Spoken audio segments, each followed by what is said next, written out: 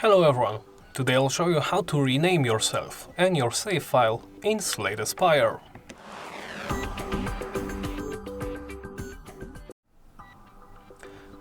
Of course, let's begin by clicking on your name in the top left corner. Then you'll be presented by your save files. As you can see, I have a temporary testing and my main save file.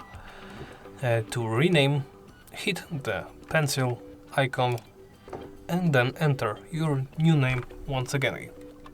I will name this temporary instead of temp and then